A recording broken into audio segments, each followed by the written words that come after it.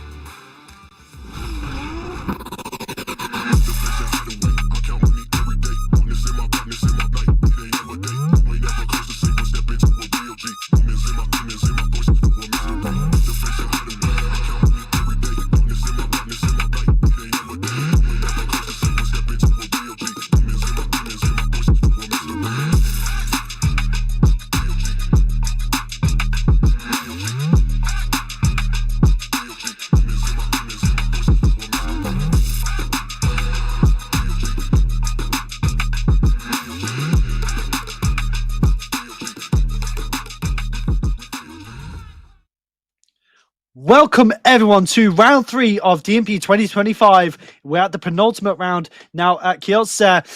We're celebrating 15 years of smoke here at DMP. I'm here joined by Keaton Reedy. My name is Brandon Carter and we're here ready. Top 16 for top semi-pro was absolutely crazy, but Keaton, we've got more excitement in store now for pro. Yeah, absolutely. Qualifying yesterday here for pro was unbelievable. It was so exciting. Right up to the last run where we had Lucas Tashemski scoring 97.5 on the last run of the day. It was unbelievable. If you didn't get to catch the stream yesterday, do go back and have a watch. Here we go. Here's our season for 2025. We're 3 rounds in. This is round number 3 at Tor Kielce. Yesterday and today. We had qualifying yesterday. We've got battles today. We're starting the top 32 in this stream. We'll be moving to top 16 later on in the day. But for now, we will be breaking down our top 32 step by step, and we hope you guys will enjoy this stream. This is our schedule for today. Top 16 semi-pro was this morning. If you didn't catch that, we had quite a good couple of battles there. We have top 32 for pro now. Then we'll have the live paddock opening. If you're in Kielce, go have a look there. The paddock's open at 3:30, and then at 4:30 we will be back for top 16 as we have drivers lining up, warming up their tires. We have Lucas Tashemski and Christoph Koczkars on the line getting ready to send it down the initiation point.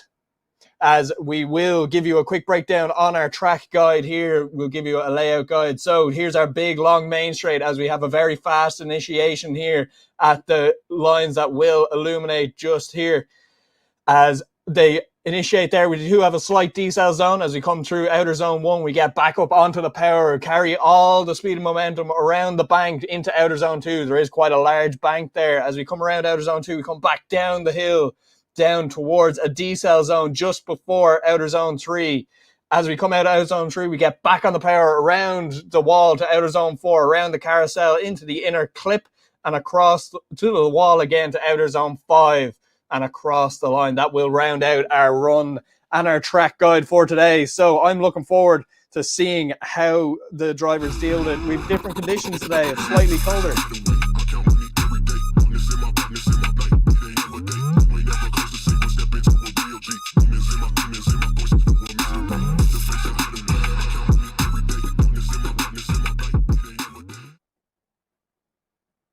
So now we have our first set of battles on the line, but here is our bracket for the entire top 32. Wow, this is going to be a stacked one. And one that I'm noticing on the right-hand side is Jakub Piszonski versus Dominic Kerr. That is definitely going to be an interesting one with that Opel GT having to fight hard. As Jakub Piszonski really is a great line driver. We do have Greg Mulu and Carolina going against each other as well. And then yeah, it's just going to be a crazy top 32. But we do have our first battle on the line. As you can see there, everyone else is getting gridded up. We have Christoph's in that F22 with 800 horsepower, with Lucas Jasimski with that S14 at 750 horsepower. Lucas Jasimski taking the win in last round, as well as top qualifying this round, so we'll have to see what he does. He's a really good line driver as they initiate into outer clip 1, doing a good job as they come around the bank towards outer zone 2. Look at this from Lucas Jasimski on a great outside line so far. It's coming down to outer clip 3. The decel is perfect between the two of them as he comes around now into outer zone 4. Around the carousel, Lucas Jasimski is on an absolutely textbook lead. Oh, but Christoph's doing a dirt drop there. Potentially could have been a check-up from Lucas Jasimski as he comes across the line. That was definitely an interesting mistake. Yeah, let's have a look. Let's break this down here. So off initiation straight off the bat. Nice flick initiation there from Tashemski. A little bit of a late initiation there in the chase from Christoph as we come around outer zone 2 there. Tashemski doing a very nice lead line there as we transition back through the outer zone here. Outer zone 3, we transition back towards outer zone 4. We see a dive being made by Christoph here onto Tashemski, but as we're coming around, Tashemski running that lovely wide line, Christoph just dropping a wheel onto where there's not a huge pile of grip and just overcooking it slightly, and then having to shut it down as Tashemski finishes out the run there. So moving it on to the second half of the battle here, Christoph has a lot to do out here in the chase, in the lead, sorry, and Tashemski to chase him down, not having to do a whole pile. He'll know that he will have a advantage here as our marshal just goes and has a look at Christoph Koczkar's car just to make sure that we're all good, nothing's wrong. I would have played the devil's advocate here, saying that Lucas Jasimski potentially did check up on the angle, straightened a little bit, and had to almost do a clutch kick to get it back onto angle properly, and it could have caused Christoph to kind of pull in wide, but we'll have to see. This is a judge spot after all, so we'll have to see what they think, as Christoph is in the lead now. Lucas Jasimski in the chase. Is all down to whether he can make the same mistake or if he won't make the same mistake. We'll have to see as they come around through outer clip 1, doing a good job on the initiation, looking very tidy. Lucas Jasimski gonna hold him back as they come around now into outer clip 3, looking nice and tidy between the two of them. Christoph looking a bit shallow on the line though, and Lucas Jasimski now puts on the pressure as they come around the carousel. Looking really good between the two of them as they come around into the inner clip. Lovely from Christoph in the lead as they come across outside zone 5 and across the line. Lucas Jasimski doing a really good chase there. Yeah, Lucas, incredible driver, that Kebs S14. As we ask Christoph initiating there, a little bit of a tentative initiation as he carries the momentum around to outer zone 2. A little bit of a gap there between both drivers. Now, Christoph missing that outer zone 2. As we transition back here, we see Tashemski coming down, trying to get up that proximity towards that F22 BMW, and does that very, very nicely, coming through outer zone 4, right in the pocket there of that BMW as they power around towards the inner clip here. Both drivers making a very, very nice job of that inner clip, and as we get through, just falling out of outer zone 5 is Christoph, and Tashemski doing a very good job to mimic the lead driver there, the line and the angle coming through outer zone 4 and across towards outer zone 5 and across the line. So we will get a decision here, and going through to the top 16. Oh, we're having a bit of a technical difficulty. Yeah, Lucas Tashemski getting the win there and going through to the top 16. So Christoph Koczkar's dropping out of competition in top 32, and we will see him back for the finals in Poznan in a couple of weeks' time. Amazing driving there between the two of them. Lucas Jasimski obviously being an ex-commentator for GMP as well, so it's good to see him getting involved in drifting directly as a driver. But we now have Merrick on the line in the chase against Zolt Homan. Two very different, both S13s, but two very different kind of S13s. As we have them awaiting on the line, this is going to be very interesting. Max Racing chasing in. Obviously, we were praising Merrick's car a lot in the previous stream. Zolt Homan leading him in now with that RPS 13. Oh, it could be a false start there. And it does look like it is a false start, so we're going to have to get them spun back around, back to the line. Getting a bit too get too excited there on the start line. Yeah, absolutely. Obviously, sitting on the line there, you do get a lot of nerves as a driver, so once you see them lights kind of illuminate, you get a little bit excited and go as quick as you can, just get this flowing. Because as soon as you leave the line, all the nerves, they go away. You're just focused on driving the car, but obviously when you have to restart again, those nerves can definitely creep back in. Oh yeah, definitely. It is a nerve-wracking experience. The damage result, Herman in the lead with Marek in the chase.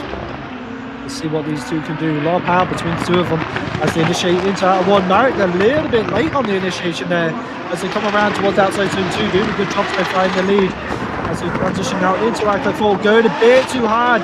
But Marek also comes in a bit too soft. There's a lot of mistakes coming between the two of these at the moment. There's a real drop there. Oh, and a spin and contact! Wow! And like I said, too many mistakes being made between the two of them, and unfortunately it does lead to an incident. Nothing too crazy, hopefully there's no significant damage. Yeah, a lot of mistakes being creeping in there, and I do actually believe Marek does have a bit of damage there.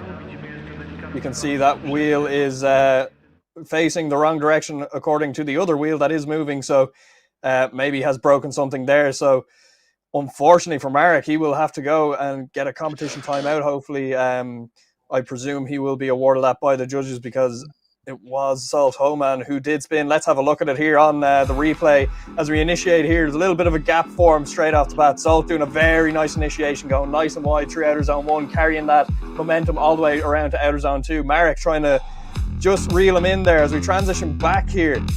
Stolt does drop wheels, gets a little bit out there, and Marek just goes a little bit tighter. So two very, very different lines coming in there. Stolt on a little bit less angle, dropping wheels around outer zone 4. Marek following him around, but then Stolt gets out onto the marbles there, out onto the edge of the track, and makes heavy contact with the front of Marek's car. So definitely a good bit of damage there, I'd say, for the steering system on Marek's car. That S13, that beautiful S13. I would definitely say, without a shadow of a doubt, the potential tie rod has been either bent or snapped. Could be a lower arm's been bent.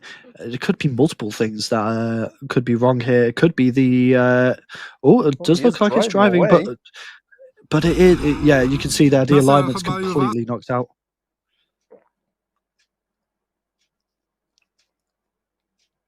Ooh, not too sure what's going on here. I can't tell. Oh, we did have a little bit of an issue there with the interview.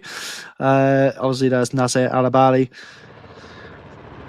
But unfortunately for Marek, he is going to have to get the car checked over, and it could just be that the alignment's been taken out. Obviously, that is also damaged components, so we'll have to see what they can do as we go look at this beautiful setup here in this F22, or is it a 1M? I do believe this is the 1M. It's very far back in the engine bay as well. One thing I'm noticing is right up against the firewall. We have coil packs sticking out there. Are them coil packs in? No? Yes? Maybe? I'm not too sure what's happening there. I'm not even sure what engine that is. I'm not too sure. It is a 1M, but of it's Kamil Horecki. Yep, very interesting setup on this car. What that is? Yeah, I don't recognise the engine cover, to be fair. Look at the setup on the inside. But we do have our next battle on the line. 2 S14s, I think. Well, one might be a 14.9. I'm not too sure. I do think they are both S14s. But we have Fabian Durinsky in the lead with Orest in the chase. So, yeah, both S14s. Two very interesting looking cars there. Two very different liveries, but both aggressive as well. And we'll have to see what they can do, as Fabian does have 50 less horsepower, but you never know.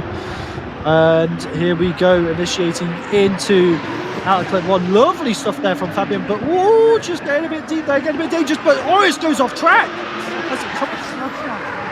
What is going on? Let's come around into this section now, into outside turn 4, doing a lovely job though as they fire it around, coming around into the inside clip. I got a massive sense of deja vu there, I don't know why, as they come around across the line. That's very strange, very, very strange. Good job from Orest there from keeping it on track. Yeah, let's have a breakdown on this. So in the lead, I think there was actually a slight wheel drop there in the lead. But as you can see, RS just going all the way off there, following it out as we come down into outer zone 3, transition back towards outer zone 4. Around outer zone 4, RS trying to get back up onto the door of Dorzinski here. Doing a very tidy job in the chase here so far, other than that first section of track, but unfortunately it will be up to the judges to decide what happened there. What did he follow him off track and just went to that little bit deeper, or was it completely Orest's fault, or what really happened there? It's very hard to tell with the angle we had there, but we will move it back to the line anyway, Brandon. Yep. Someone in the comments just mentioned about how Horeki's car has a VR6, so that's really interesting. Oh, there you go. But now we have Orest in the lead, Fabian in the chase. And it is going to be an interesting one. Oh, but look at this from Fabian! Oh my God! What just happened? This is a repeat from in Formula Drift. What is going on? Why do people like mounting each other's cars? My God, Kian, what just happened? That is unbelievable. So let's watch here. Dorzinski is right on the door of. Yeah, Dorzinski, I think, just being way too aggressive there on initiation. Just right, you can see here, RS goes to flick initiate, does not cross that dotted line. That's what that dotted line is there for. The lead driver cannot pass that dotted line, otherwise it will impede the chase. And Fabian just going way too aggressive there and getting up onto the side of RS Mikkelchuk's car. Look at that though. I just want to point out how fast the marshals are running towards with a fire extinguisher. So a massive thank you to our marshals, quick reactions, and hopefully Fabian is okay, because that is quite a shunt to deal with. So hopefully he is safe and well. It's just one thing I wanted to point out. Sorry, Q, for kind of coming over you there. Now just seeing a friend of ours, Brandon O'Hara, is in the chat there. So yep. Hello, Alex. How are things? Yep. Alex O'Hara. But yeah, that is a unbelievable thing to see now in competition. Unfortunately, that looks like could be a lot of damage on Fabian Dorzinski's car. We will have to get the judges to deem somebody at fault there to see if we can get a competition timeout. I do believe this could potentially. This could be the end of. That'll end the round, I think, for Fabian, unfortunately. Yep, I was literally about to say the same thing. It is definitely that is very, very unfortunate for Fabian. And one thing I did notice. Oh, and we do have a judge. This situation was not nice, unfortunately, but it looks that both drivers are fine. That is the most important part of it. However, for some people, it can be quite strange, the result of that battle, because we are calling in one more time. And the reason is that in the first run, the chaser went out of the track with all four wheels. That is incomplete.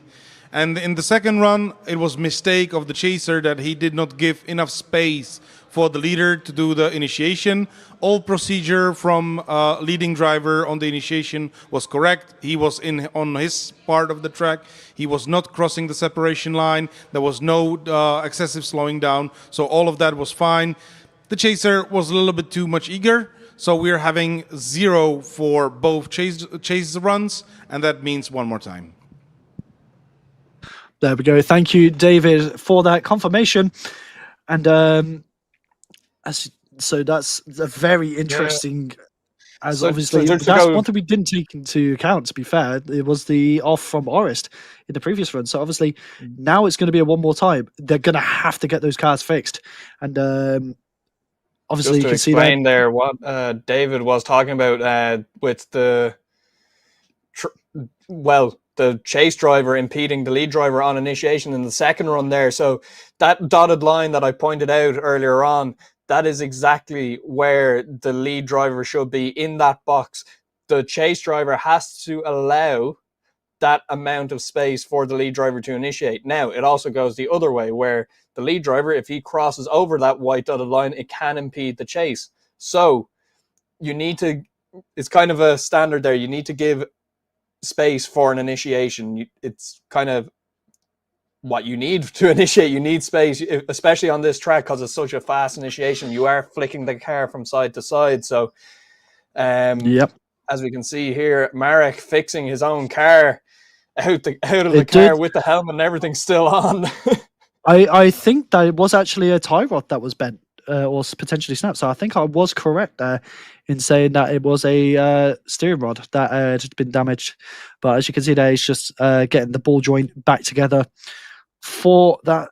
And I think they are just doing a quick alignment as well. But it's good to see the drivers getting involved with the team. And obviously you can see there his custom Strom forged wheels for his car as well. They are custom made for his car from Strom.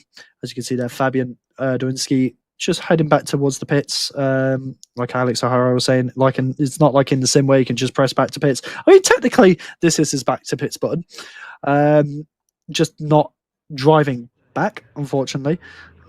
But we'll have to see what happens between Orest and Fabian as we move on to our next battle. Obviously, Marek is all pretty much ready to go from the looks of this. It looks like they've done everything they needed to do. I don't think they're going to be doing an alignment.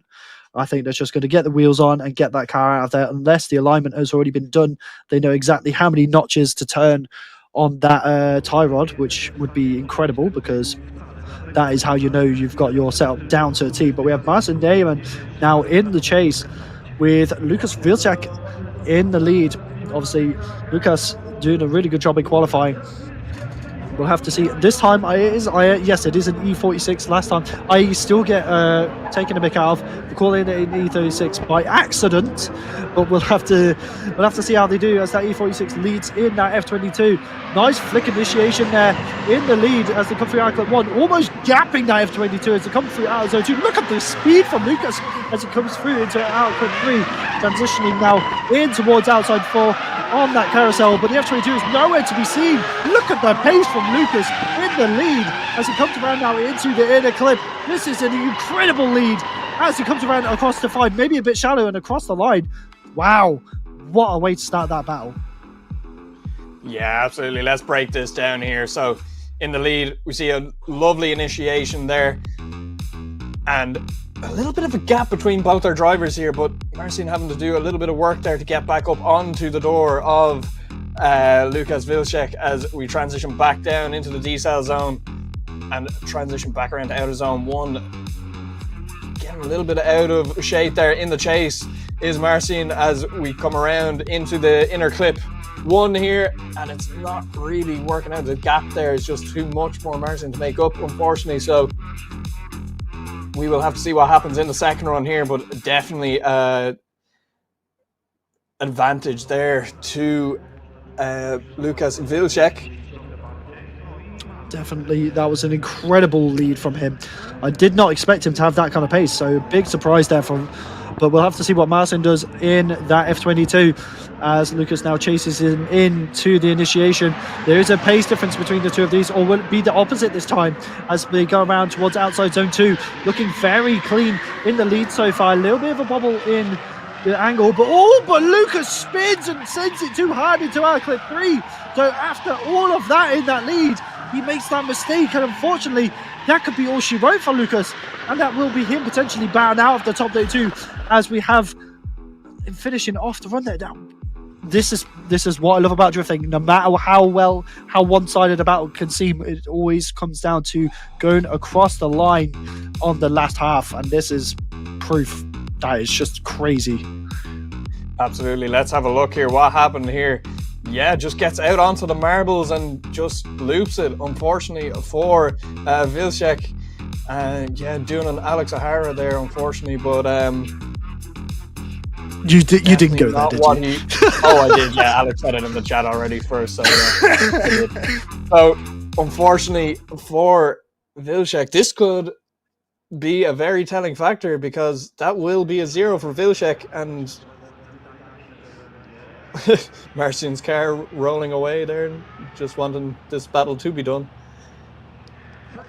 And Lukas even in a bit of disbelief with himself, just like, well, I did what I could. Really good battle between the two of these though. As you can see there, the crowd loving everything. It's definitely starting to get a bit busier now. As you can see, everyone waving in the background. They know they're on camera, they're like, woohoo! we're over here as we just wait on our result. This is one of those though. Like even in top 16 for semi-pro, we thought there was a clear-cut battle, and it was the complete opposite of what we thought. So it's all down to what they think. Yeah, Marcy Neyman getting the win there. What I was going to say was maybe they're deeming the first run an inactive chase and they'll go one more time here because it was a 0-0. But, you know, I would have been talking wrong there. So I'm glad I didn't say that, even though I just did. If you're wearing a hat, please eat it. Yeah. So we'll go back to the line there. We've Mads Andersen on the line with Victor Vedemark. Both these guys doing an incredible job there yesterday. Mads Andersen qualifying 4th with a 96-point run, and Victor Vedemark also, well, qualifying in 29th yesterday. So we will see what happens in this battle as they leave the line. Mads Andersen comes through the start line chicane. Victor Vedemark to chase him out as they initiate into outer zone 1. Mads Andersen gets the power down in that E92 and sends it up into outer zone 2.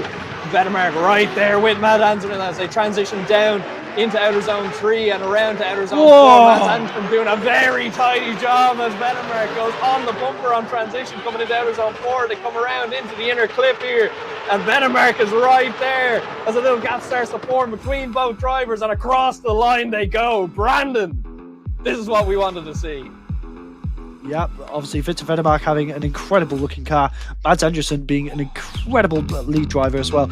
But can we just talk about how crazy it is that 4th place in qualifying is a 96? That is unbelievable. But obviously Mads Andersen proving why he got that score with this lead. As you can see there, perfect proximity around that outside line, and Victor Vedemark doing a great job of keeping with him. Does cut the inside line there of the inner clip, so we'll have to see what the judges think of that. Obviously that might be a small deduction in his line, but we'll have to see as we get them flipped around with that S14-9 now going in towards the chase, into the lead lane with the shiniest wheels I've ever seen in my life. But I love it. It is a gorgeous looking car. And then Mads Andersen in that E92 M3 now in the chase as Starline Marshall gets the lights set. And here we go, Victor Vedemark from Sweden and Mads Andersen from Denmark. Two very different drivers, two very different cars, two different countries.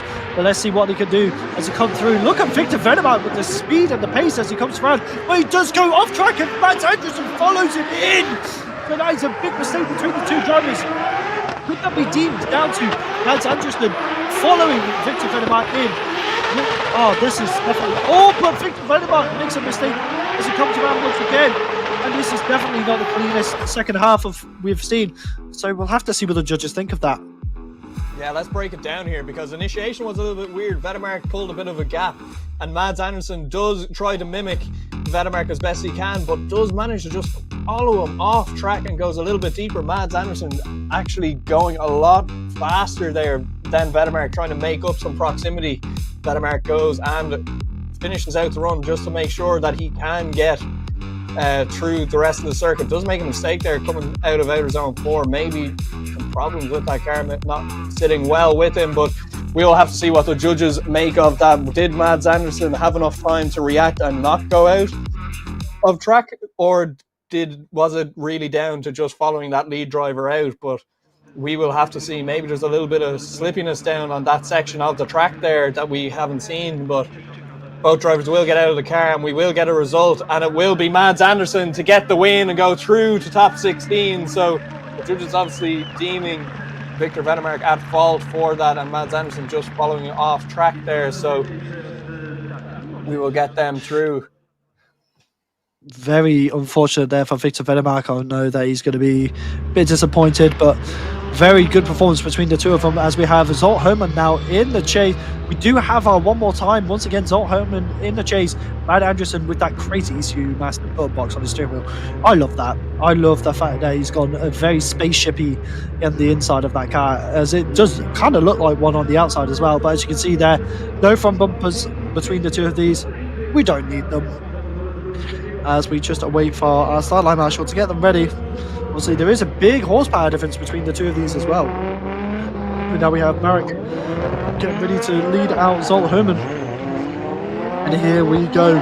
Two S chassis, both S13s. But here we go. Look at this from Marek, absolutely gapping. Zolt Herman so far, but not on the best line from the looks of this. As a couple around to outcut 3, all bit looking very sketchy. Obviously the setup might not be as on point as it was now that he's had to replace the tie rod. But as they come around, Zolt Herman finds the proximity.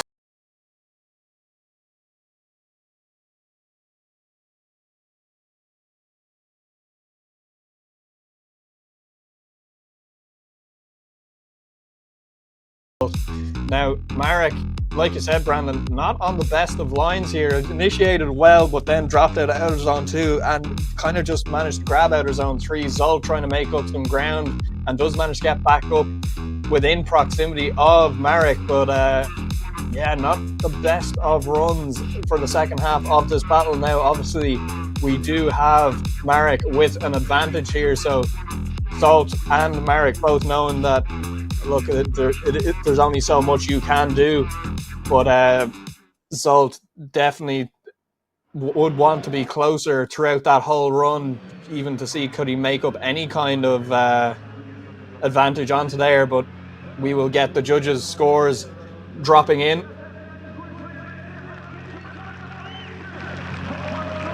As we do get score, Marek Vartovic going through into the top 16. He will get the win and proceed through, and he will be facing off against Lukas Staszewski in the top 16. As we will move up on to our next battle, and it is Tobias Pushan versus Mikołaj Zarakowski. And what we have here is This a one battle is for going to the be eight. interesting. This is going to be interesting. I mean, Mikołaj having a gorgeous S15, and then you've got another really good example of an E92 as well. So 2 awesome looking cars, 2 awesome drivers, both Polish national drivers, both 800 horsepower. We'll have to see how they fare against each other as the lights go green. That S15 firing it down the main straight with that big wing. That E92 in chase. Look at the initiation though between the two of them as they come around now. Mikołaj doing a good job in the lead. All bit of a left foot brake lock up there, and it does make him bobble, and obviously in the chase makes it hard, and he does make a mistake by straightening out, but that could be down to Mikołaj's bobble there on the embankment as they come around through the inner clip now, doing a good job as they come around towards outside zone 5 and across the line. This could definitely come down to that bobble, depending on how they go in the next half, but that I could see that bobble get through outside zone 2 being a problem for the judges. Yeah, let's break it down here. So good initiation from both drivers here. Pushan maybe a little bit not in proximity that he would have liked. A little bit of a bobble there from Mikołaj. But yeah, Pushan having to shut down and stall up a little bit there, but then having to reinitiate. I'm not sure how the judges would look at that, if that was Pushan's fault or if it was Mikołaj's fault. But we'll have to see in after the battle. But as you can see here, the rest of the run fairly tidy from both drivers. Pushan wanting to get a little bit closer there maybe, but they go across the line, and we'll go back to the line to get the second half of this run going. Yep, definitely. Mikołaj now in the lead, in the chase, and Tobias in the lead. E92 in that chicane section. I'll have to see what they can do.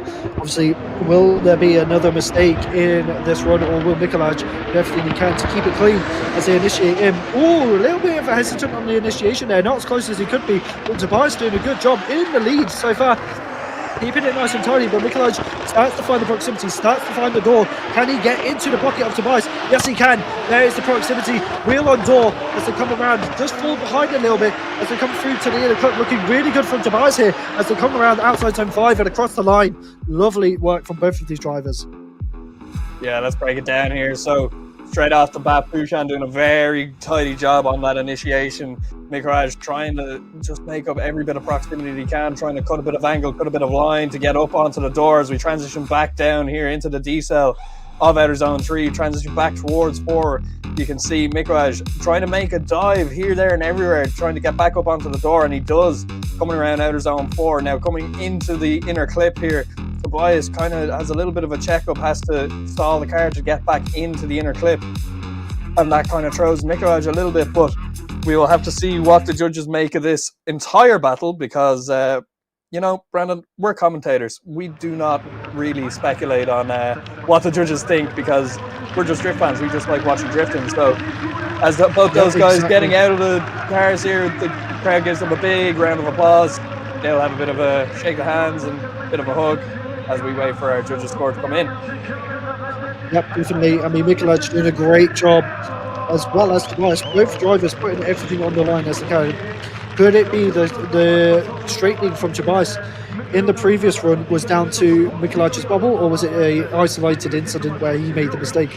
So we'll have to see what we get in the result as we stand around the Tusky Zero barrel there in the center of the carousel. A big shout out to all of our sponsors once again. Okay, so this was not easy. Everything comes to the first run where Mikołaj Zakrzewski did big mistake at outer zone 2. He slowed down in a place where we are saying that you should not be slowing down, and he did that. However, we believe that it was still possible to adapt to it and not to do a zero mistake, which happened behind him on Tobias' run. So unfortunately, because that, Zakrzewski is getting like very low score for his lead run. However, Tobias is getting 0 for his chase. Then they switch, and Tobias is providing very strong lead, and Mikołaj is not that strong there. However, if we put scores of the not so good lead, not so good chase, but really good lead, and 0 chase, still those 2 runs are scoring higher, and that's why Zakrzewski is going through. And there you have it. There is our result. So thank you to David Klaas, our head judge there, for explaining why the result is the way it is. And transparency is something we're very eager to have in DMP. So now at the line, we have Ite Seda, who is our wild card for this round, obviously coming from Driftmasters as well. And we now have Kevin Roble on the line with that Tsujigiri steering wheel made by Grip Royale. I will never not point out because Tsujigiri is part of the sim community. That is also where the place I come from. I know the guys that run it, they're lovely people. But it's in this chase, Kevin Roble in the lead, 2 very interesting cars. One E46 with an M2. Oh, and potentially a... Oh! What happened there? What has happened here? A bit of an issue there. Oh no, and Ite does shut down, gets a red flag. So was it a false issues start? there for Kevin Roble, maybe a false I think it was a false start. Sure. Yeah, I think it was a false start, and I don't think it's a realised. We'll have to see. There's Kevin back at the start line. Is he going to go back into the lead lane? Yes, he will. So it was a false start. So Ite, not realising the situation, thought, screw it, we'll go for it. And we'll get them back onto the line and get them prepared for the run again. Ite getting a bit too eager there. Obviously, all these drift fastest drivers, man, honestly, they just want to drift. They don't think about anything else. They just slide. But now we have Kevin Roble back in the lead in that E36 with Ite in that E46 with an M2 kit on it, I do believe, from my memory. But Ite trying to get the jump there to keep up with Kevin Roble. Kevin being a very fast driver as well as they flick across the track into Outlet 1. Lovely stuff between the 2 of them so far. Ite getting right into that pocket. Could be a bit closer though as they come through outside zone 2. Is he going to aim for the dive through this section? Yes, he is as they come through outside zone 3. Looking really good, but falls behind as they come through outside zone 4 around the carousel. But Ite said getting onto the door. Oh, look at the snake there from Kevin Roble. Almost always rotating, which causes Ite to pull back as they come across the line. What has happened there? Yeah, so let's break it down here. So 2 little mistakes here from Kevin Roble. Straight off the bat, good initiation from Kevin and Ite. Both drivers getting through nice and cleanly. Ite maybe wanted be a little bit closer there. As we transition down here, Kevin actually misses outer zone 3 and puts on a lot of angle, ends up having to cut the track there to get onto outer zone 4. Ite trying to make up a little bit of space there, and you can see Kevin actually over-rotates a bit here.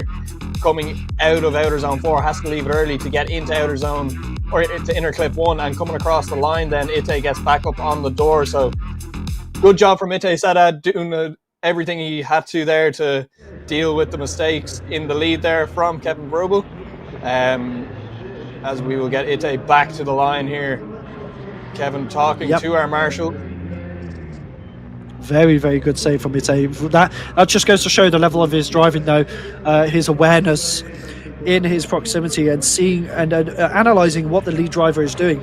And that shows how much of a technical driver he is. Now we have Kevin Vrobel in the chase with Ite Sada in the lead. So we'll have to see what they do as they come around in the opposite way. But look at Kevin Vrobel going for the big dive. Doesn't manage to make it work, but he's got to reel him back in. Oh, but it's Ite putting all of the angle on as he comes around into what's out of 3, as they now transition around into 4. Looking a bit scrappy between the two of them, but they managed to make it work as they come around into 4. But look at this from Kevin Vrobel, almost pushing them around the carousel as they come around into zone 5 and across the line. What a run that was between the two of them. Yeah, Kevin Vrobel trying to make up every bit of that disadvantage, trying to get back up onto the door of Ite Sada. Ite doing a very good job in the lead here. Very nice initiation, getting up onto outer zone 2. Kevin just kind of dropping back a little bit here. Ite throwing on a massive amount of angle before outer zone 3, transitioning back. And then when we transition back to outer zone 4, this is really where we see Kevin try to get back up onto the door of Ite, and he does just that. Look at how close he is on the door of that BMW there. It is unbelievable. But as we come out of the inner clip here, Ite just pulls away. I think Kevin just got a little bit shaky there as he was so close to Ite's car. So we will get them back into the carousel there to line up to get their result there. We will get both drivers out of the cars and get the crowd all hyped up, get them cheering on both these drivers. Kevin Vrobel, that beautiful E36, very Adam LZ-esque, that E36, I would say. Or maybe Adam LZ is very Kevin Vrobel-esque, who knows. But sorry, kid, you'll have to bear with me. My microphone's just decided to drop out of its mount. Oh, that's no problem. Great So we have both guys out of the car there. They have a bit of an embrace, and we have Ite Sada there all the way from Israel, and he is in Poland anyway. His car's in Poland anyway for Drift Masters final in the PG Narodowe in a couple of weeks' time. So as we see, that's Marek's car again getting worked on. So we will obviously something going on there in the Max Racing pits. Maybe just doing another quick alignment just to make sure that everything is tip-top shape. And we will hopefully get our result here from Ite and Kevin Vrobel. We do. So we get a one more time here. So Ite Sada and Kevin Vrobel will go one more time just to make this battle a little bit cleaner. Mistakes from both guys in both runs. So judges wanted to see that one again. We will get an explanation, I think. Maybe not. So we will we'll go back to the line to our next battle here, and it is Pavel Hudashek versus Artur Harvelenko.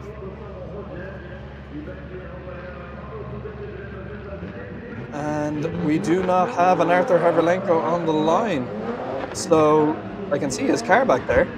But obviously Hudashek getting a bye run here, just needs to initiate, get around the first corner, and he can shut it down after that. But will he take this as a bit of a siding lap maybe?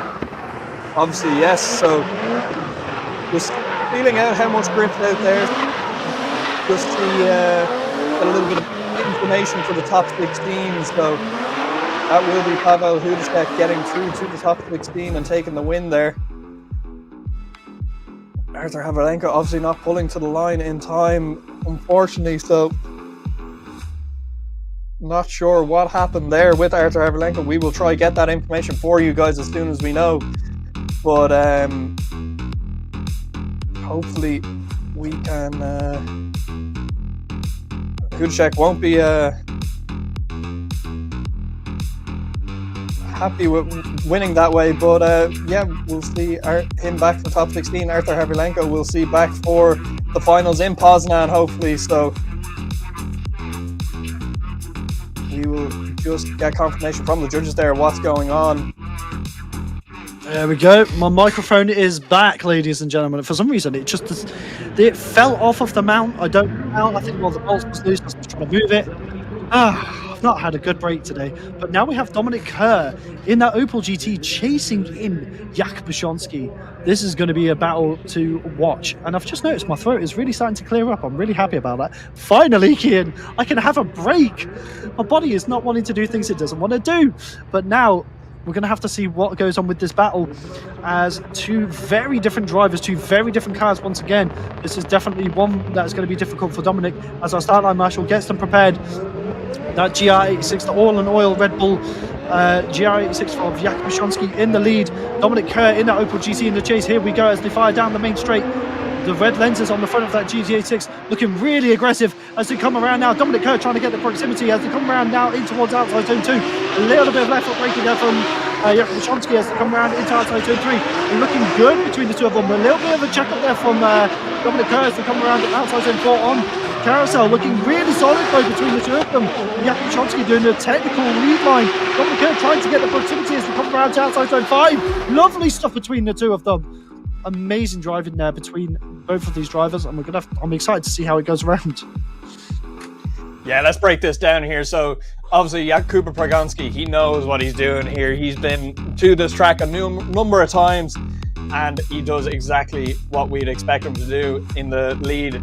And Dominik Kerr doing a very good chase up until that point. A little bit of a bobble there just before the transition as we transition back around towards outer zone 4, and he makes a big dive here up towards Kuba Brzozowski's car, as Kuba does drop half a wheel there and does drop a wheel onto the dirt coming at the exit of outer zone 4. So he will be marked down for that, but we will have to throw it to the next section of this battle, the next half of this battle, Brandon, to see what happens. I was just, while you were doing that, I was just listening back to my commentary through that run, and I am turning into a little Eminem. I do turn into a little Eminem sometimes with how fast I talk. I don't realise it until after. But yeah, what an incredible first half, and now we've got Jak Brzozowski in the chase. Dominik Kerr in the lead. That Opel GT will be leading out. The iconic all-in-oil driver. Yes, we have them coming now round into the initiation. Nice big flick initiation there, but look at Jak Brzozowski right on the side of Dominik Kerr as they come around now into outside zone 2. Looking really good between the two of them. That is the most aggressive we've seen so far, besides Kevin Roble, as they come around now into outside zone 4. But look at this from Jak Brzozowski, almost pushing Dominik Kerr, but makes contact and they spin.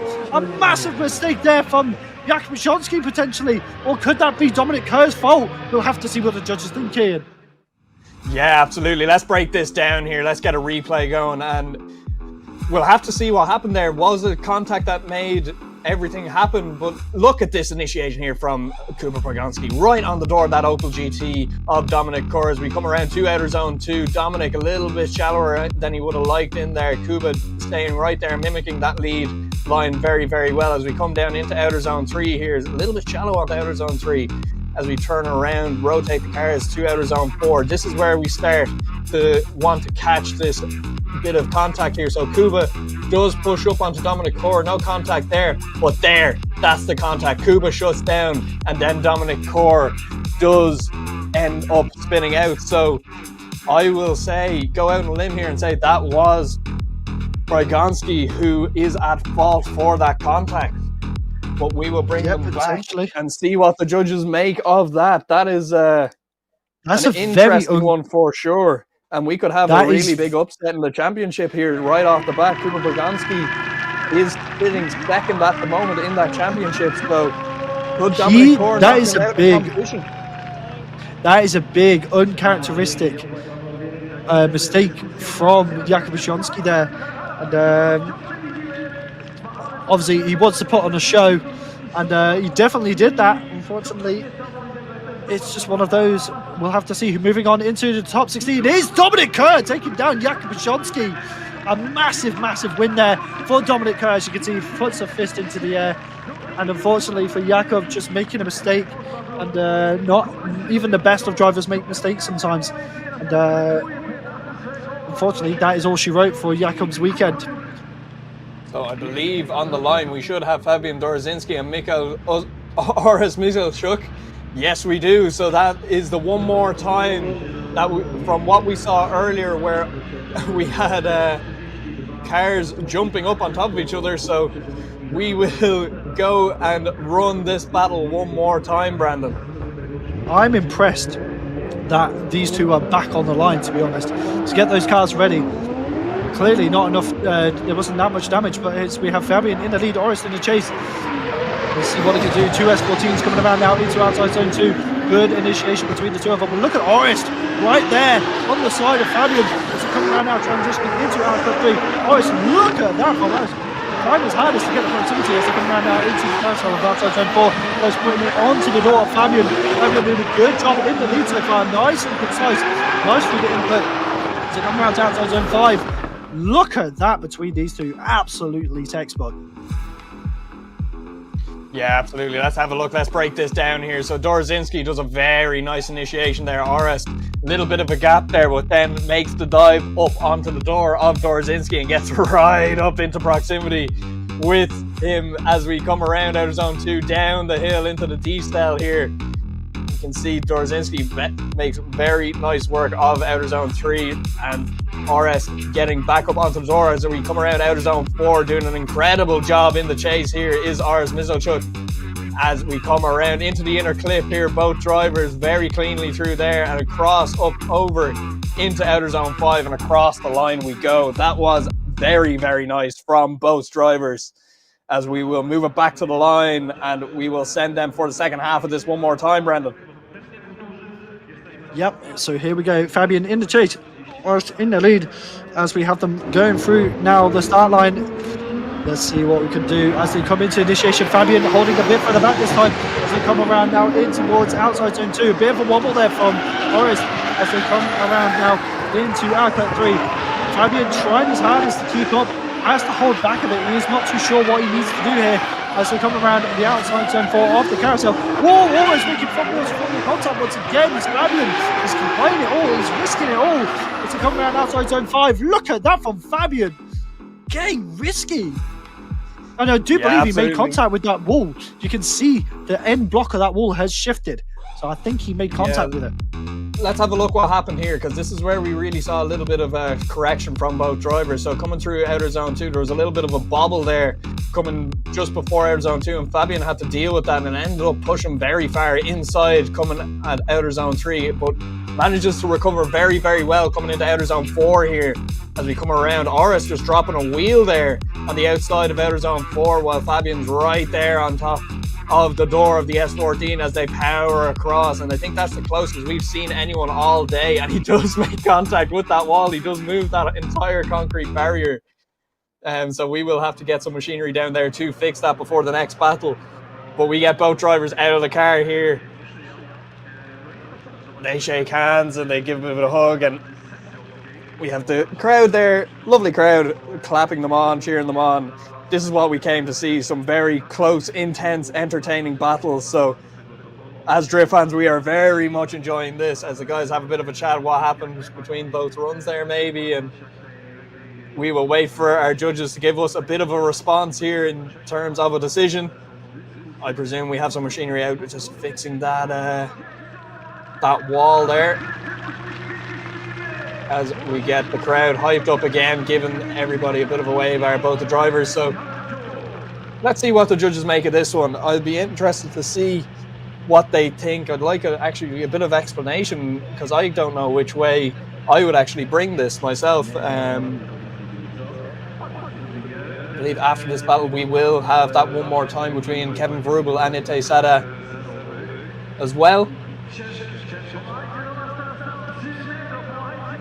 As we see all our crowd there, we see the Merlot machinery up, giving people a bit of a better vantage point, high vantage point, get to see over everybody. So big thank you to Toolmax Trucks, Merlot, Motul, Delotto PL, Tiski 00 for supporting us. And your winner is Oris Mizalchuk, getting the win, heading through to the top 16 after that incredible battle through, you know, jumping cars and everything as well on top of that. So we will go back to the line where we have Ite Sada and Kevin Vrubel on the line waiting to send it down for their one more time battle. As we see that beautiful E46 kitted, oh well, that E46 kitted with an F22 body on top of it, as we have Kevin Vrubel there in that beautiful E36. Kevin's car is so gorgeous. I love that thing space. Yeah. I mean, so we'll get his driving as well. The lights go green. We get Kevin Vrubel leaving the line, going through that start line chicane as we initiate. Big flick initiation from Kevin Vrubel. Look at this from Ite Sada right on the door of Kevin Vrubel, going up the bank, around outer zone 2 as they come down the hill now into the D-cell zone.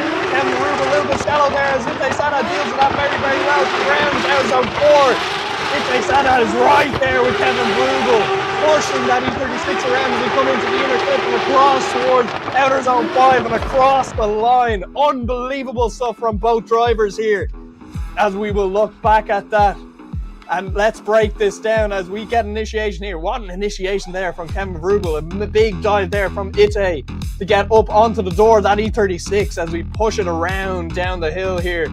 Not really any wobbles or anything from either driver, just a little bit deeper. Ite Sada in outer zone 3 as they rotate back around to outer zone 4. Ite having to make a little bit of a dive to make up the proximity onto Kevin Vrubel there. As we come around, Ite spalling up that car a little bit just to make sure he doesn't run into the 36 coming across the inner clip and then across the line through outer zone 5. A very, very good run there from both drivers as we will send them back to the line. We'll wait for the lights to go green. We send them down. Ite Sada to lead out Kevin Vrubel here in the second half of this battle. Ite flicks that E46 out into the outer zone there. Big initiation from both drivers. Kevin Vrubel right there on the side of Ite Sada as we come down into outer zone 3. Rotate around into outer zone 4. Kevin Vrubel right there on the side of Ite Sada. Look at the front. Whoa! And we possibly drop wheels on the outside of the zone of outer zone 4. Push it across to outer zone 5 and across the line. And we hit the wall again from Ite Sada. Oh my God, Brandon, break this down. What a crazy run. Obviously, Kevin Vrubel almost hitting the wall on the initiation. Ite Sada doing a good job in the lead. Could have been a bit deeper into outside zone 2, but does a good job on getting it back into 3. And this is where it gets crazy for Kevin as he gets a lovely dive in that transition against that E46. Look at that. They both drop wheels, but they somehow keep it in there. And just as they come around now, you can see here, look how close he's rubbing the wall. And look at the contact he makes with the wall there. Big hit against the wall. Ite, stay away from the wall. You crazy, crazy man. Crazy. That was insane. What a battle. Brandon, this is top 32. I'm losing my voice already. You're losing your voice already. This is nuts. Yeah, they're putting everything in. Out of the cars. It's a really, really good thing to see.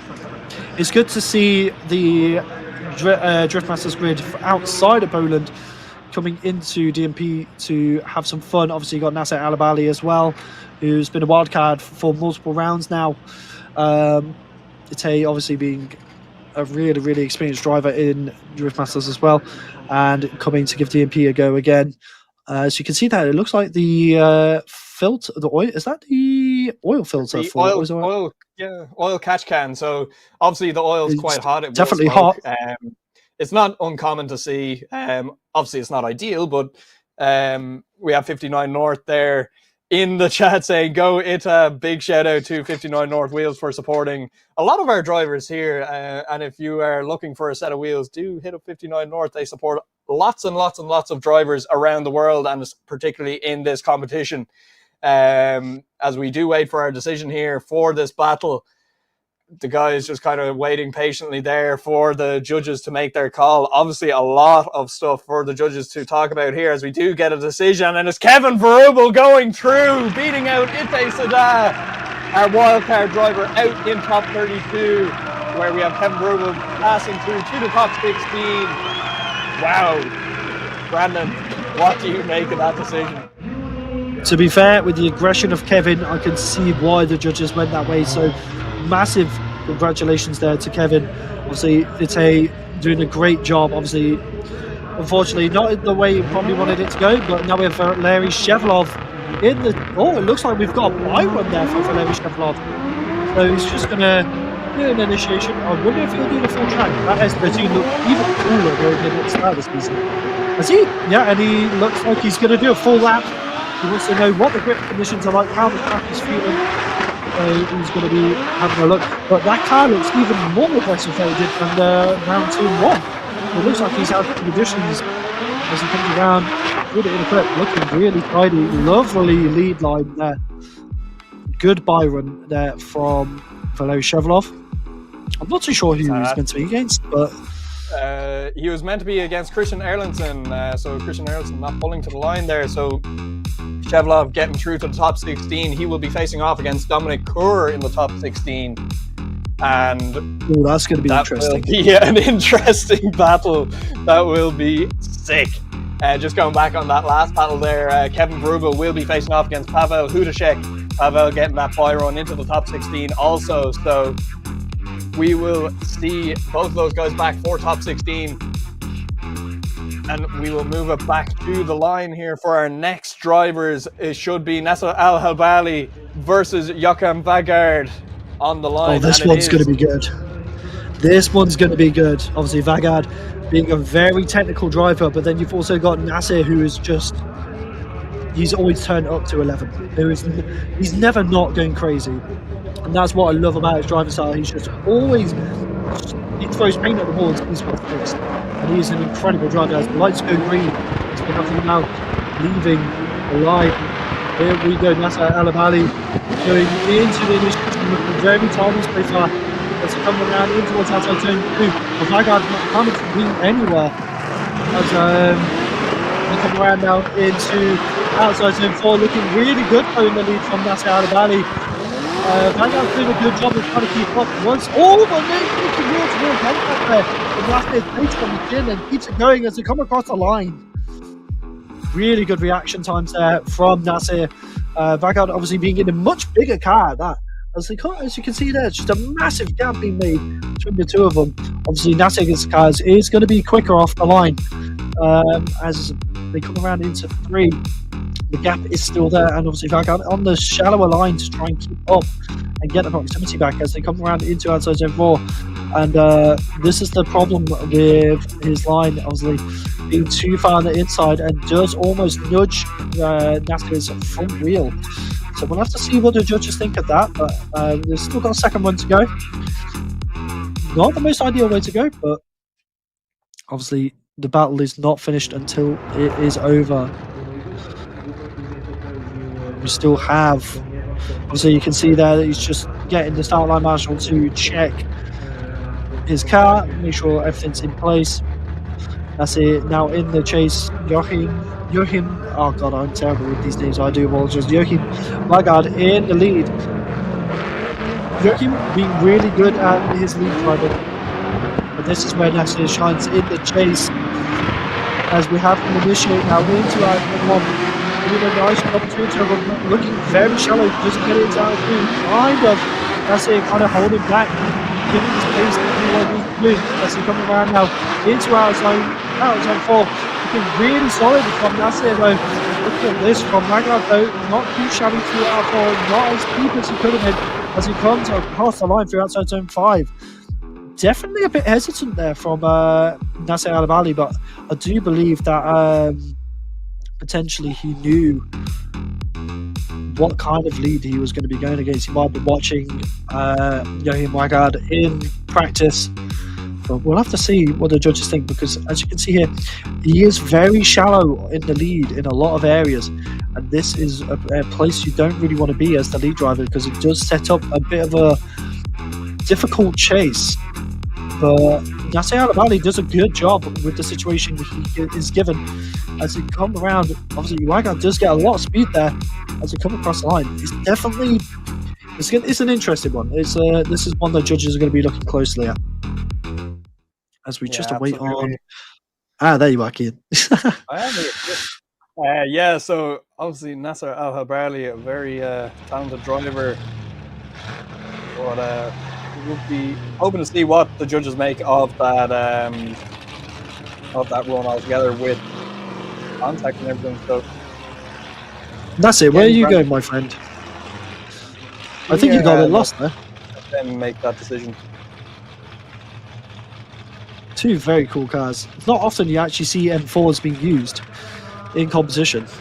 It's always E92s, it's always the M1Ms, not so much the M4s. But Nasir Alibali moving on into the top 16. So congratulations there to Nasir, doing a great job, great drive.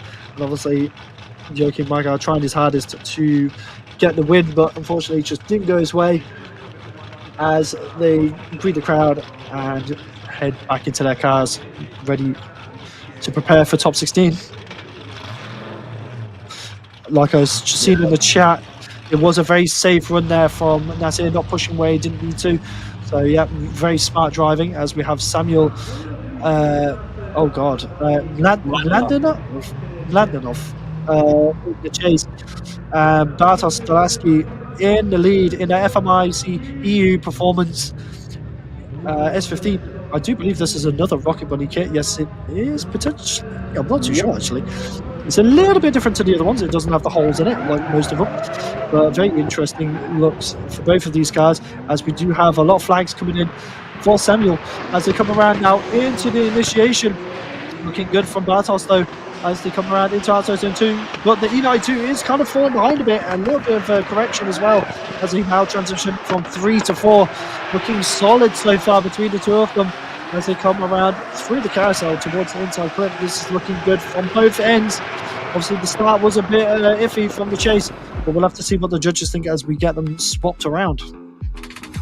Yeah, absolutely. Let's break this down here. So really, really good initiation there from Stolarski's. Madlov falls down a little bit, just wanting to try to push up a little bit closer. Stolarski just about grabs outer zone 2 there, just about collected as we transition back. This is where the reset point is of the track.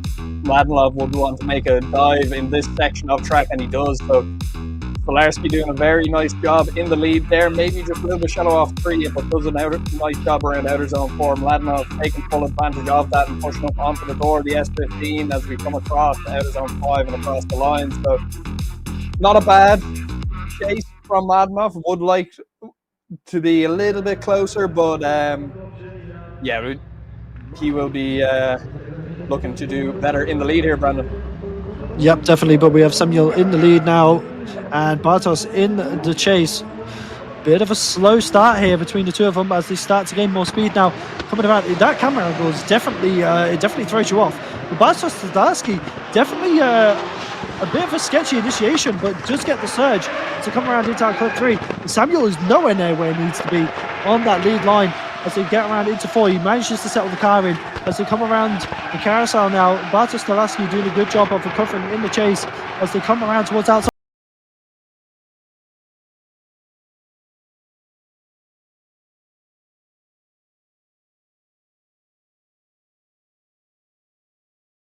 As Mladinov does a very nice line around, but does drop it outside outer zone 2 as we see Stolarski put the power down and try to get up onto the door of Mladinov. Mladinov not really on outer zone 3 at all, good bit away from it as he comes through outer zone 4 here. You can see Stolarski getting up onto the door of that E92, pushing him around as we come through the inner clip 1 here and push around. Just dropping wheels is Mladinov. And we finish there going across the line. So we'll have to see what the judges make of that. There was a lot of mistakes there from Mladinov in his second half of the run, and even in the first run there was 1 or 2 little mistakes there, but that's not to say Stolarski didn't make mistakes either. So we'll have to see what the judges make of that. And as both drivers get out of the cars, give the crowds a bit of a wave, and we have our marshal with arms out ready to give our decision, and our decision does go Bartosz Stolarski to get the win, going through to the top 16. Unfortunately, Samuel Mladinov will bow out of competition in top 32. We will see him back in Poznan, hopefully. So we will move it on to our next battle. It's Victor Anderson versus Kamil Horecki on the line, ready to go here. P3 in qualifying for Kamil Horecki, and Victor Anderson getting 3rd position. I do see Pretty some intense. Victor Anderson. There are some Victor Anderson fans in the chat as well. And there's a lot of flags going into the chat, and that's what we like to see, as we have Kamil Harecki from Poland and Victor Anderson from Sweden. We have a horsepower difference between the two of these, but we'll have to see what they can do as he hits the cone on the start line, and it is going to be a rerun. I just saw a start line marshal waving his hands there, saying, nope, nope, nope, you hit the line, you hit the cone, you're getting punished. You're better than this, you're pro. But we'll have, those wide body kits are a lot wider than than you think. Those start line chicanes can be extremely tight, Brandon. You know, they are. Yeah. But it is there for a reason. It is there for a reason. It's not like in Assetto Corsa where we can make the cones out of concrete. We can. These cones will topple over. Yep. And we do get the restart here. One thing to note is I never knew the name of the chassis for the GT86s until you mentioned. So very interesting facts coming from you this weekend, Kian, as we have Victor Anderson now in the lead in that GT86, flicking it into as clip 1, looking really tiny, as Kamil Harecki trying to get the pace to keep up with that GT86. We're kind of struggling as they come around into clip 3, looking really solid though from the Swedish man so far. As they come around outside zone 4, looking really solid. Kamil Harecki getting back onto the proximity as they come around through the inner clip. Look at the pace from Victor Anderson. Perfect lead line. That is a textbook lead. Absolutely textbook. Kian, that was perfection from Victor Anderson. He is a man possessed this weekend. Yeah, Victor Anderson getting third in qualifying there yesterday with a 96 on his run, so he is well able to run that lead line. Kamil Harecki getting P30 yesterday in qualifying, and we can see here just dropping behind is Kamil Harecki as Victor Anderson doing a very clean lead here, but Kamil does try to push up onto the door of the CN6 chassis of Victor Anderson as we come around outer zone 4 and in through the inner clip here. Kamil doing a little bit of a better job, but once Anderson puts the boot down here, he does start to pull away yet again coming across the line. So we will see what happens in the second half of this battle as we have Kamil Harecki pull up into the lead lane and Victor Anderson into the chase lane. That beautiful, beautiful CN6 chassis there, and it is a GT86 of Victor Anderson from Sweden. Yep, as the lights go green, Kamil Harecki now leading in that E82 M1M with Victor Anderson in the chase. Here we go, nice initiation there from Kamil Harecki. Victor Anderson kind of holding back though. This is not what we want to be seeing from him. We know he can get closer. Will he make the dive going into that? Well, so now transitioning in towards 4. Looking not too shabby. He's looking much stronger now in this section of the track as they come around towards the inner clip. This is definitely not the cleanest we've seen Victor Anderson in the chase. But as they come across the line, I'd definitely say he was hesitating a bit there in the chase. Yeah, definitely, Brandon. That's not the lead as good as the lead line we saw him do earlier on, but let's see, there's a bit of a gap there to begin with coming through outer zone 1 as Kamil Harecki just about grabs outer zone 2. Anderson trying to pedal that GT86 up onto the door of the E46, makes the dive through outer zone 3 and to outer zone 4 here, does get a little bit closer in proximity here, not having to do a huge file. He probably has maybe a little bit of a advantage from that super duper good lead line that he did have in the first half of this battle, but the battle is not over until it's over, and we will see what the judges make of this one, possibly maybe even going one more time, I think, Brandon. We'll have to see. It's definitely interesting. Obviously, Victor Anderson running those Strom DSO5s in white as well, which is really, really cool. As you can see there, they're just having a little chat and saying hi to each other. But Victor Anderson is moving on into the top 16. So he will be moving on. And unfortunately there, Kamil Harecki just not doing enough. So I'm going to guess that came down lead to lead. But look at this on the roof. And he is a showman. That is what we like to see. The Swedish man having a great time as he gets back into his car. And we'll see him in the top 16. As we do await our next run. And here we go. Representing the Sisters of Drifting, we've got Carolina in the chase. And we now have Greg Merilu in the lead. Looking very, very focused and solid as we get the lights to go green. Carolina doing a lot this season as well. She is representing DMP very, very well. Oh, a lot of limiter bashing there as they leave the line. Greg Merrilew, lots of speed coming into the initiation towards out of zone 2. Looking solid, but Carolina's kind of nowhere to be seen so far. As they come around now into rank up 3, look at this. From oh my god! Wow! Oh, but look at the back wheel of Greg Merilew's car. Completely and utterly destroyed the rear wheel cell, potentially snapping an arm. Yeah, we're That going to is- have a look at that again. That was a big shunt there. You can see Carolina's wheel is broken too, so that is interesting here. So Carolina off the line, and you could hear a lot of limiter bashing from her car there, and really obviously maybe the car not going into gear properly, and you can see there Greg doing a very nice lead line there. Perfect for outer zone 2 as Carolina cuts the track to try get up onto the door. Craig makes a huge dive here down towards outer zone 3, but cuts the track majorly and just absolutely just way too fast coming in there. No way that she could have stopped that car in time to maybe she was hoping that Craig would have transitioned by that point, but yeah, look at that. That is that's job Oxo there for that whatever arm is snapped behind there with the Labubu the cable tied to the back of the E92. I think that is there, is it? That is very just. That is justified treatment of a Labubu. That is the only place they belong. Is they deserve to be abused and destroyed. That's my personal opinion on Labubus. They are a sin to They're not going to get just it to drive, are they? existence. No, he No, cannot I drive don't that think car so. away. That has to be a tow truck, unfortunately. Yeah, that was a very big stunt here. Let's get the drone shot of this, actually, Brandon, because this will be a very telling tale here of how hard Carolina actually did hit Greg's car.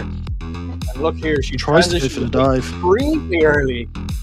Makes that dive, and Greg is not even near his transition point by the time she makes contact. Oh. Yeah, that was Greg has damage, but Carolina has to have damage after that too. That was a big hit.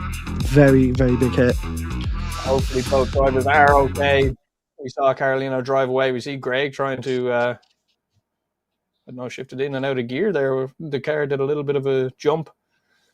But I could see like the lower arm, the upper arm, the drive shafts. Thomas Mader with us. Hi. Hello? How do you feel here in Kielce? Yes, perfect. Always. In Poland, always perfect. And the track, I have a feeling that you pretty like it. I very like this track, and this line is very fast. First sector, and second sector a little bit slower, but very interesting when you need push big brake and make this change in the track. I love it. Yeah, we saw this very good, amazing driving in qualification, but how do you feel about driving in pairs on this round bound on the end? I don't know. Tomorrow we have 1 hour training, and I try my best, and we see it. But with your line, I have a feeling that your lead run will be quite perfect. Thank you. So cross fingers and have fun. Okay, thank you so much.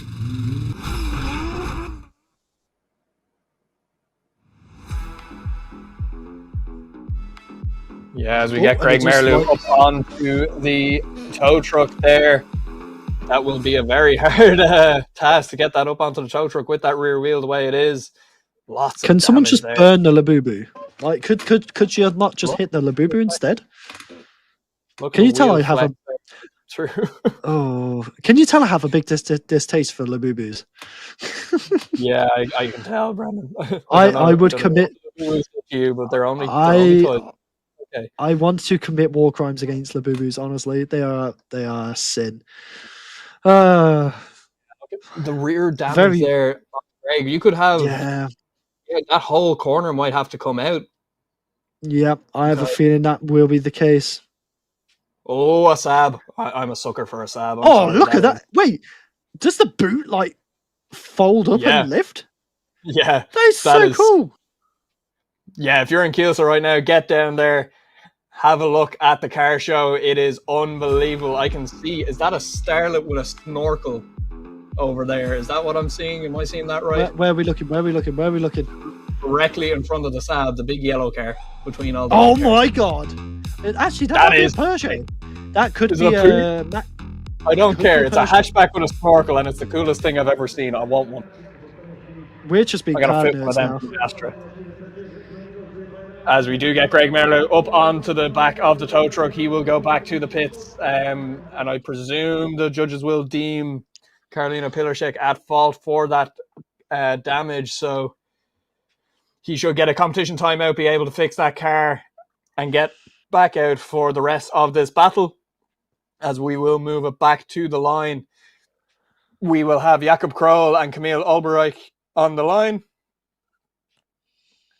Definitely an believe. interesting set of battles so far. Lots of ups and downs, lots of drama, and it wouldn't be drifting without that. But yep, there's Jakob Kroll getting ready for his battle, and this is definitely a man to watch.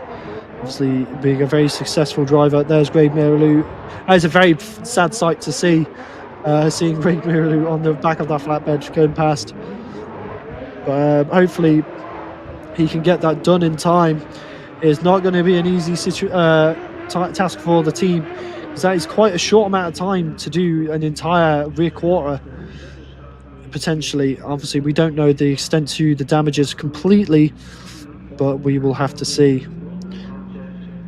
As we have Camille What, Olberich what lining up did you on just the send line. me? Never mind that. As Jakob I Kroll lining am up so beside lost. him. You are confusing my friend.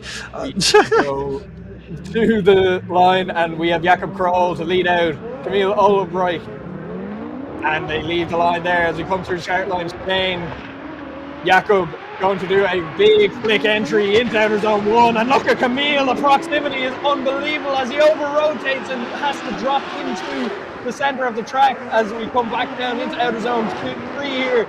Transition around to outer zone 4. Camille trying to hunt down the door of that S14-9 of Jakob Kroll as we come around into the inside clip here, and Camille scuts it down, and Jakob Kroll will drive away and finish out that run. Brandon, let's break this down. What an interesting side to this battle so far. Obviously, look at this. Jakob Kroll on that perfect outside line so far as he comes around towards outer 2, fulfilling that beautifully, transitioning across into 3. Perfect line there as well. And as they come around into 4, this looks really good, but obviously in the chase, again, a little bit too there, but manages to make it work. As they come around into out 4, looking really solid, but what happened there? Like, he's able to get it sideways again. Potentially either that, or there was not much smoke as he reinitiated though, so potentially could he have, although that being said, he is at the line, so maybe it is just a misshift, or maybe a clutch kick was missed and the car just bogged, but we'll have to see, Kian.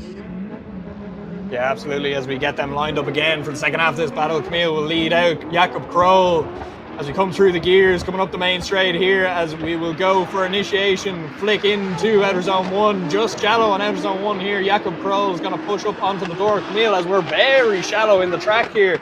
Jakob Kroll doing a very good job to mimic that lead line of Camille as we come into outer zone 4 here.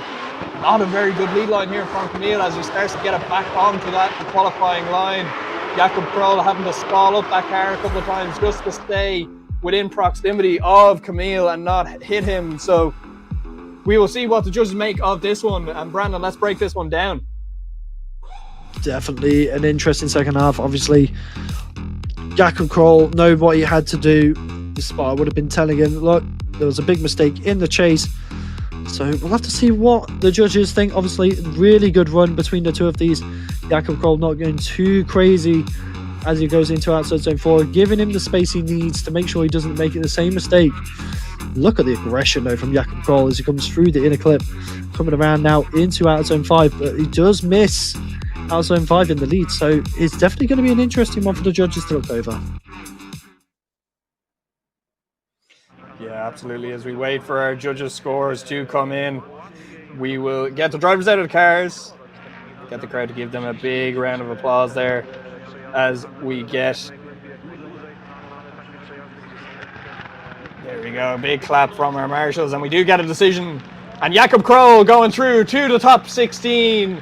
Emil dropping out of competition there. Unfortunately, we will see him back for the finals in Poznan, as we will move along to our last battle of the top 32. Well, technically last battle of the top 32. We still have the second half of the battle between Greg Merlew and Carolina Pilicic. But if we go back to the line, we have Thomas Magnar and Matthias Suski on the line. Brandon, what do you think? Yep, this one's going to be fun. Two very different chassis, two very different eras of chassis as well. Obviously, that Mercedes being quite old compared to that A90 Supra. Obviously, the 190E being, I'm not too sure what year that is. It's like late 90s, I do believe. Whereas Matuszewski being in a very modern chassis, very similar, not too far off in power, but we'll have to see what they can do as they come around. Thomas Magnar being a very talented line driver. Matuszewski doing well in qualifying, not the best in qualifying he's ever had, but look at this one, Matuszewski trying to get the proximity on that Mercedes 190E, but definitely struggling to get onto the door as they come around into outside zone 4. Doing a good job though from the lead so far. Tomas doing solid lead. Matuszewski trying to find the door, and as they come across the line, not too shabby, just not the cleanest chase from Matuszewski. I know he's got more in him. Okay, as we break this down here, and we are hearing just in the background here, Greg Merlew's getting the win as Carolina Pilicic is bowing out of competition. So Greg will get time to fix that car before top 16. But going through this here, let's go, Chris. Yeah, we've got Greg Merlew getting the win there. So Matthias Suski doing everything he can there to do a good chase run behind that 190E. A very small car, that 190E. I presume that would be a very hard car to chase, Brandon. Yeah, compared to the A90 for sure, because obviously the A90s are surprisingly... Then again though, that being said, the A90s are surprisingly small for the size of them as well. They look bigger than they actually are. But we'll have to see as they come around. Matuszewski in the lead. Bonnet looking a bit flappy as they come around. Tomas kind of not being there. He's not really in the argument right now as they come around in towards outside clip 3. Transitioning now in towards 4. Definitely. Oh, but look at that from Matuszewski. Making a bit of a mistake there going in towards the wall. But Thomas Magnar uses the opportunity to get back onto the door. Does come a bit shallow onto the inside clip as they come around over across the line. Very interesting second half of the battle. Yeah, definitely. Let's break this down here. So Matthias Suski on initiation, not bad at all by any stretch of the imagination. A little bit of a gap between both drivers here. Tomas wanted to make up a little bit of ground here, cuts a little bit of line to get up onto the door of the A90 Super. Matthias doing a very good line out front as we come down into the outer zone 3 and transition or rotate around to outer zone 4. Suski gets into the wall there, and Tomas nearly making contact there with the A90 Super. Maybe he actually did make contact, but that pushes them all wide for the inner clip as Suski has to nearly straighten up coming across towards outer zone 5 and across the line. So we'll have to let the judges decide this one. I'm not really too sure what way this could go, who was at more fault for their mistakes and who had more mistakes. I've just noticed that's a 4-door 190E2. That's very cool. Yeah, that is not a whole lot of space for him to get out there. That is a very small gap between the cage and the door frame there. Yeah, that's it's quite a small car, and not exactly the smallest human either. So interesting set of cars for sure. It's just cool to see such a different type of car, different year. Incredible driving between the two of these, though. Obviously, there can be only one winner that moves in. This looks weirdly AI generated right now between the two of those. Doesn't, like, I don't know why, but this particular angle just looks very AI. I don't know if that's just me. We are not watching a real life competition. We're watching an AI competition. You've all been fooled. Maybe my eyesight's just going a bit blurry. I don't know. It's all this drifting. It's making me lightheaded. Yeah, well, after this battle, we will have a break before the top 16. This is our final battle of our top 16, and we will get a one more time. So, pushing us out a little bit longer before our little break before top 16, we will run this again between Thomas Magnar and Matthias Suski. And we will get them back into the cars, get them back to change their tyres over, and we'll have an interview now. So we're nearly after top 32. Victor Anderson with us. Hi. Hello. So how you feel about the track here on Kielce? The track is very fast and it maybe looks very easy on television, but on track it's very hard. Yeah, because first we have like a long run to the first initiation, but that they couldn't see this on TV, but it's a little bit uphill, and this is the first tricky part here, yeah? Yeah, exactly. We have a very big straight into the first corner and it's banked. So you can't see that on television, but it's quite banked. But on the roundabout you feel pretty confident, I think. Yeah, it's like in my hometown in Sweden. We have a roundabout, exactly the same. So probably that's why you feel here very good, yeah? Yeah, for sure. So what's the prediction for top 16? Because the competition here, it's on the top level, I have a feeling. I told Kuba to meet him in top 4, but he's out now, so I'm aiming for the finals. Okay, so fingers crossed. We are asking the drivers on this round, do you remember your first car that you made a drift? Yeah, it was a E46 compact with a 330 motor, original, 250 horsepower. Classy one. Yeah, for sure. Okay, good luck in top 16. Thank you very much. Thank you.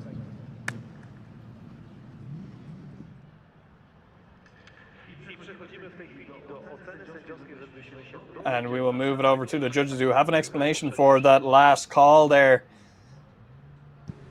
So in this battle, we saw mistakes from both drivers. If we look on the first run, Tamás Magyar was on the edge of outer zone 2. He was having bubble.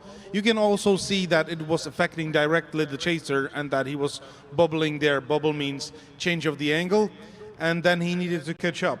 So that was the first run. In first run, we had like quite okay lead and pretty good chase. When they switched, it was again, it looked really good until the outer zone 4, where is the wall, and when Mateusz Suski hit the wall pretty hard, which again affected the chaser quite a lot. So we had some mistakes on the lead from both drivers, some mistakes on the chase runs from both drivers. So we believe it is better to send them one more time to clean it up and show us better drifting.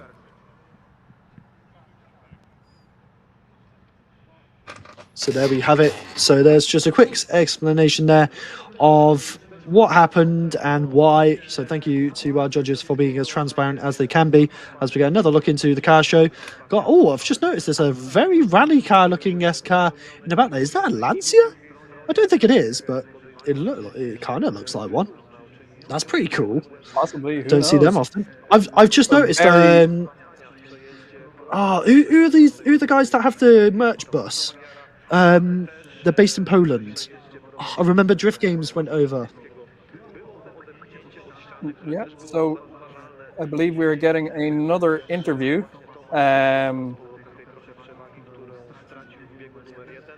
As we look around our car show here, we will be getting... Have you seen that merch bus in the background on the left? Yeah, that merch bus is sick. I did see a video on it before. I can't remember what their names are, but definitely if you're in Kielce right now. But let's have a look at our interview here now. Maciej Jarkiewicz z nami, dzień dobry. Dzień dobry, no nie taki dobry. No tak, no nie do końca dobry, ale musimy porozmawiać o tych Kielcach, bo to taki tor, który, no właśnie, jak pokazuje historia tutaj napisana, no jest dosyć tricky, co? No jest dziki ten tor. Dla mnie się akurat odczarowało, bo on był zawsze dla mnie szczęśliwy. Zazwyczaj kończyłem gdzieś tam w jakimś top 4, może nie na podium albo gdzieś w pobliżu. No dzisiaj się nie udało niestety. No ale będziemy też mówić o aucie trochę, tam bierzesz pod uwagę to, że no właśnie, no to nie jest to twoje auto, z którym ty się tak bardzo dobrze dogadujesz. Najgorsze jest to, że tak naprawdę nie ma się do czego przyczepić, nie? Bo auto jest topowe, to jest sposób motorsport. Znajomi przyjaciele od lat driftingowi moi, użyczyli mi to auto, taki krótkoterminowy wynajem ze względu na kraksę w Katowicach. No auto topowe, ale ja mam podtrzymanie turbo, tu jest nitro nitro. No ciężko mówić, że to jest ta przyczyna. Brakło może trochę treningu, jeszcze tam 2-3 przejazdy, bo już ten ostatni przejazd, powiedzmy pół przejazdu było dobre, tam pogubiłem się w tym rondzie i tam rzeczywiście auto lekko stanęło. Nie mam mieć co pretensji do tych sędziów, nie? Zawsze mogliby dać te 8 punktów więcej, ale jak nie dali, no to też się nie obrażam. No jasne, rozumiemy, no ale to też jest dosyć ciekawe i pokazuje jednak, że no ten motorsport bywa czasem taki słodko-gorzki. Znaczy, wiecie, no, ja wiem, że ja to umiem, nie? No my też wiemy, no. Wszyscy wiedzą, że ja to umiem zrobić, ale to trzeba zrobić tu i teraz, w tym danym momencie, więc to nie jest takie fajne. Znaczy, to jest właśnie fajne, bo jakbyśmy wiedzieli, że ktoś jest najlepszy, to byśmy się spotkali, wypili po drinku i rozdali puchary i po sprawie, tak? A tak to trzeba się jednak sprawdzić tam na tym torze. No dobrze, ale co, widzimy się na 4. rundzie, tu się nic nie zmieni. Nie, no jasne, bo już mam obiecane od Marka Bartowicza, że Max Racing da radę, trzymam za słowo, na ten może Słomczyn już, a na Poznań to już na pewno, bo to już jest Mekka w ogóle driftingowa, jeszcze moja z dawnych lat motocyklowa, więc muszę tam być koniecznie. No nie wyobrażamy sobie 4. rundy Driftingowych Mistrzostw Polski bez Maćka Jarkiewicza, także widzimy się na ostatniej rundzie w Poznaniu. Dzięki. Wszystkich zapraszam na Poznań, pozdrawiam i dziękuję bardzo za kibicowanie.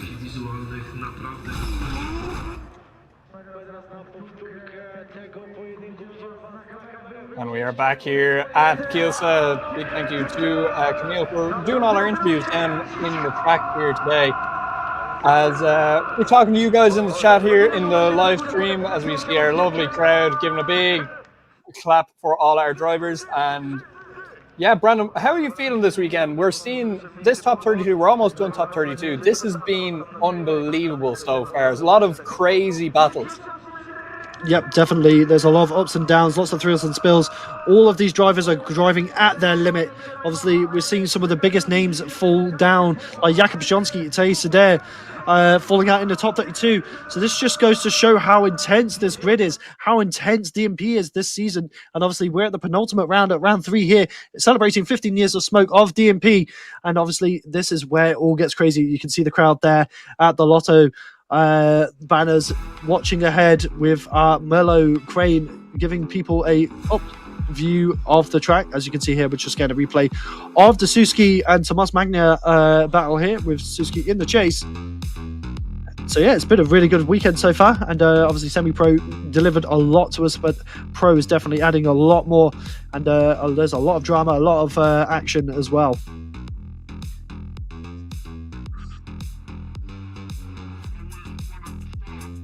Yeah, so looking forward, Nassar Harbali in our top 16 will have Bartosz Stolarski. So I'm looking forward to seeing what he can do this weekend, and I believe we actually have an interview with Nassar Al-Harbali. Nasser Al-Khabali with us, hi. Hey, how you doing? So, a little bit changes on the car, how you feel about it? We tamed it down a bit more for this round to just keep everything under control. And so far feeling great. I had like a good first run, just did a stupid mistake and it costed me to get the result that I was looking for, but we'll try to fix it now. But this is your first time here in Kielce? Yeah, every track that I came to in DMP is my first time. I know, I have to ask. But how about the trickness of this track? Because when you came here, you told that on your Instagram that the roundbound it's such a fun. But the first you have like a straight line, so it's very fast, and then brakes and very tricky track. Yeah, or not so tricky for you? So actually, no, it is tricky. I think the initiation, the run-up is long enough. I think it's the exact right amount of run-up. I know that they changed the distance from last year, so I think the judges took a good decision with that, because it's exactly the speed that you need to enter and stay outside the entire run. I know the judges are being linear, you can kind of deviate away from the outer line between zone 1 and 2, but if you time it right, you can stay up over there with just slide foot braking, and then going down, that's where the other tricky part comes, which is like braking at the correct time and just enough to keep the momentum, but still brake enough to enter the roundabout at the point where the judges want you to be on the race line. From there on, I think it's quite straightforward. I think every driver over here are doing it quite perfect. So we just have to do everything 100% right to be up there. So we'll try again now. So on paper, we know quite everything. Now, time for execution. Exactly. It's easier said than done. Thank you. Thank you very much. Yeah, so I'm hearing from Nasa Alhabrali there, he will be facing off against Bartosz Stolarski. Looking forward to our top 16 later on as we go back to the line. We do have Mateusz Suski and Tomasz Magnar back on the line as we will be getting them underway very, very shortly. Those guys have warmed their tires. We will just wait for the marshals to give the all clear, let them go down the track one more time. 1,000 horsepower versus 850 horsepower, Supra versus 190E, Toyota versus Mercedes. Let's go, send them down the line as the lights go green. Magnar out through the start line chicane as we come down this long run up here as they flick down into outer zone 1. Magnar on a very nice line of Suski, gets it all wrong, goes too aggressive and spins. Magnar continues out the run here and will finish out coming through outer zone 4. Doing a very nice lead line here. All he has to do is finish out this run and make sure that he does not zero. And you see Mateusz Suski coming into the shot there as he has just recovered himself. Unfortunately for Mateusz, getting a little bit too aggressive there in the chase. As let's have a look back at this. So Magnar is a really nice entry. Suski makes a little bit of a dive and just gets very close, makes contact with Tomasz, unfortunately. So he does loop, rotate, so very unfortunate for Mateusz Suski in that A90 Supra. As Magnar finishes out that run, he will be happy with that. That will make him 10-0 up against Mateusz Suski as we will roll it back and move them back to the line. And we will get them back on the line here as you see Mateusz Suski pull into that lead lane as Tomasz Magnar is in the chase. Get the thumbs up from the marshal. We get the lights on red and they will go green as Mateusz Suski comes out of the start line chicane and starts. Oh, and that bonnet is opening as he initiates, and the bonnet's gone. The bonnet is gone from Mateusz Suski's car as he goes off track. Tomasz Magnar will continue just to finish out this run, but wow, we've had cars jumping over other cars and we've had bonnets flying in our top 32 today. This has been wild as Tomasz Magnar finishes out this run, gets into that inner clip and out to outer zone 5 and across the line goes Tomasz Magnar. Wow, this is unbelievable. Mateusz Suski, nothing going to plan for him. You can see that bonnet flexing as he's coming up the line, and as he flick initiates and gets onto angle, the bonnet just leaves the car, comes over Tomasz Magnar's car. We'll get the drone shot here. This will be very interesting. As you can see, the bonnet flexing, and it's gone. Unbelievable here. Nearly taken out our drone. And as you can see, both the bonnet struck up on the Mark 5 Super there. So obviously that bonnet not secured before the run, unfortunately, for Mateusz Suski. Magnar doing a very lucky to avoid the contact with the bonnet there as it comes through the air. So I believe that will solidify our top 16. We will get Suski has to actually be pulled out of the grass there as we do have Tomasz Magnar coming up to shake hands with Suski, and he will go back to the roundabout section of the track to receive his scores from the judges. Just look at this. Wow. Bonnet just gone. Unbelievable. Last thing we would have expected to see in this battle. And obviously that bonnet flipping up as well is just taking Suski a little bit by surprise and making him go off track. So we will. It wouldn't be DMP without drama. No, it would not, Brandon. It really would not. As we have Tomasz Magnar back down at the carousel section here beside the Tisky 00 barrel, waiting to receive the final result from the judges, and he goes through to top 16, does Tomasz Magnar. Mateusz Suski bowing out of competition here in top 32, and that will solidify our top 16 later on. So Tomasz Magnar doing a little bit of a burnout there for the fans as he leaves the track and goes back to the pits. Brandon, we will that get was our the top longest screen here now in a sec, but what do you think so far, Brandon? that was probably Thomas's longest top 32 ever. But we have our top 16 bracket: Luka Tazemski versus Marek, Oris versus Martin. We have Mads Andersen versus Mikolaj. We have Kevin Robel versus Pavel Hudacek, Dominic Kerr versus Valery Shevelov, Nasser Alabali versus Bartosz Zalesti. We have Victor Anderson versus Greg Berelu, and I could catch that last one, but what a bracket it is for top 16. So make sure. Crow versus Magnar, that last battle, Brandon. Okay, so make sure you tune in soon. We're just going to have a break for a bit while we move on to our top 16. We're going to be opening the Paddock Cup, so make sure to tune in soon for the top 16 here at the penultimate round, round 3 of DMP 2025 here at Kielce, and we will see you soon.